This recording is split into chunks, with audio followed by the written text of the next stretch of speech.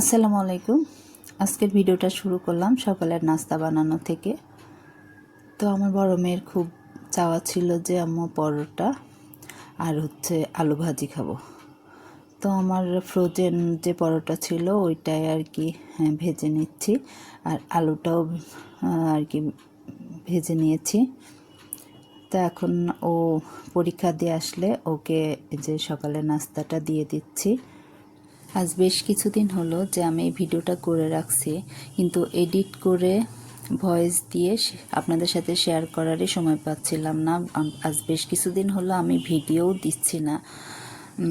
আসলে দুই মেয়ের একসাথেই পরীক্ষা চলছিল, ওই কারণে। ছোট মেয়েটা যদিও আর কি ফাইনাল পরীক্ষা এখনও শেষ হয়নি, ওদের ওই যে ডিকটেশন পরীক্ষা হলো, যেটা ফাইনাল পরীক্ষারই অংশ। তারপরে কোচিংয়ে ফাইনাল মডেল হচ্ছে আর কি, ওই কারণেই সময় পাচ্ছিলাম না। তো আজকে একটুখানি সময় বের করে ভাবলাম যে একটু এডিট করে ভিডিওটা শেয়ার করি, বেশ কিছুদিন তো হয়ে গেল। তো এখন আমি আর কি একটু জিরা, কাঁচা জিরা রোদে দিয়ে বেশ মচমচা করে রাখছি, ওইটাই আমি ব্লেন্ড করে নেব। আমি আর কি জিরাটা যে পানি দিয়ে যে ব্লেন্ড করে ওটা করি না, শুকনাটাই ব্লেন্ড করে আমি একটা জারে রেখে দিই। কাঁচা জিরার কাজটা এটা দিয়েই হয়। তো ওইটাই এখন আর কি করে নিচ্ছি। তো এটা অনেক আর কি এই যে দেখেন যে কত সুন্দর হয়েছে। এটাতে আমি কোনো প্রকার পানি ইউজ করি না, তবে রোদে দিয়ে খুব মচমচা করতে হয়।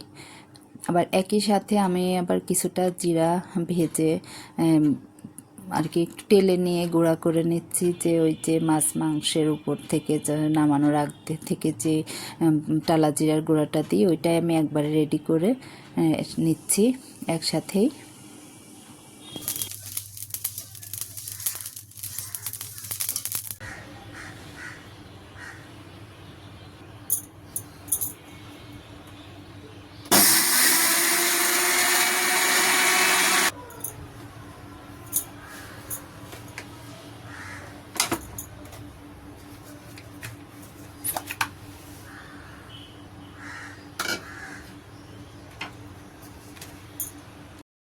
আজকে দুপুরে আমি একটু সরিষা কই রান্না করব। তো তার জন্য মাছটাকে হলুদ মরিচ আর লবণ দিয়ে ভালো করে মেখে নিচ্ছি। নিয়ে যে কড়াইতে তেলটা ভালো মতো গরম করে নিলে পারে মাছটা আর কি লেগে যায় না।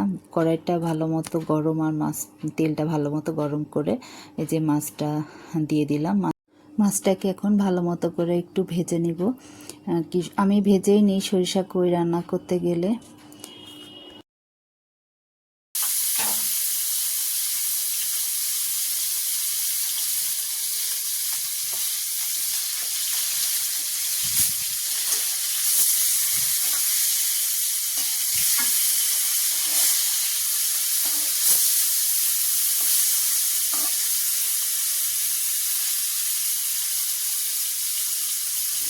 এই যে মাছটা ভাজা হয়ে গেছে, আমি দুই পাশ উল্টায় উল্টায় ভালো মতো করে ভেজে নিয়েছি। পুরা মানে দুই পাশই ভাজা হয়ে গেছে। এখন আমি মাছটা রান্না করার জন্য অন্য একটা কড়াই বসায় দিয়েছি চুলাতে। চুলায় ওই যে মাছটা ভাজলাম ওই তেলটাই খানিকটা দিয়ে দিলাম। তার মধ্যে এই যে এখন আদা বাটা, পেঁয়াজ বাটা, আদা বাটা, রসুন বাটা দিয়ে একটু করে কষায় নিয়েছি, লবণ দিয়ে দিলাম।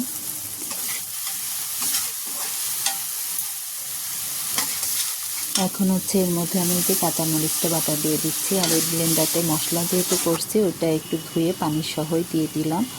তারপরে হলুদের গুঁড়া, লাল মরিচের গুঁড়া খুবই অল্প একটু দিলাম, দিলে একটু কালার ভালো আসবে। তারপরে ধনের গুঁড়া, জিরা গুঁড়া, এগুলো সব দিয়ে ভালো করে এখন কষায় নিব। এখনও এই রান্নার মূল উপকরণ সরিষা বাটাটা আমি দেইনি। এই মশলাগুলো আগে একটু ভালো মতো কষায় নিয়ে দেন আমি সরিষা বাটাটা দিব। কারণ সরিষা বাটাটা দিয়ে অত খুব বেশিক্ষণ ধরে কষাবো না। এই যে এখন সরিষা বাটাটা দিয়ে দিলাম, দিয়ে তারপরে কিছুটা সময় কষাবো, যে একদমই কষাবো না তাও না, কিছুক্ষণ কষায় নিব।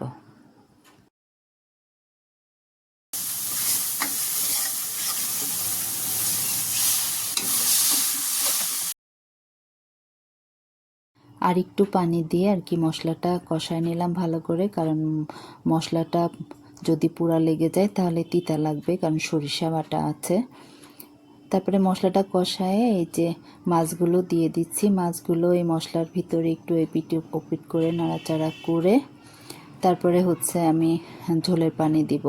এই মশলার মধ্যে একটু মাছটা নাড়াচাড়া করে নিলে আমার মনে হয় কি মাছের মধ্যে মশলাটা বেশি ভালো মতো যায়।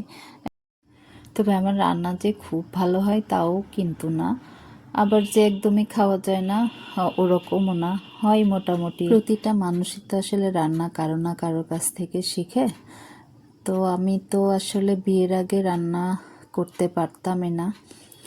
তো আমার আম্মার রান্না আর কি খুবই ভালো, আম্মার রান্না খুবই মজা হয়।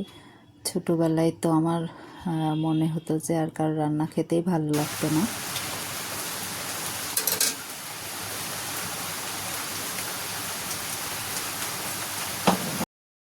আবার বিয়ের পরে দেখি যে আমার শাশুড়ির রান্নাও খুব ভালো ছিল, খুবই মজা ছিল।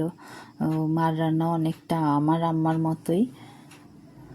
তো এখন আর কি সবার কাছ থেকে একটু একটু শিখতে শিখতে শিখেই গেছি রান্না হয় আর কি।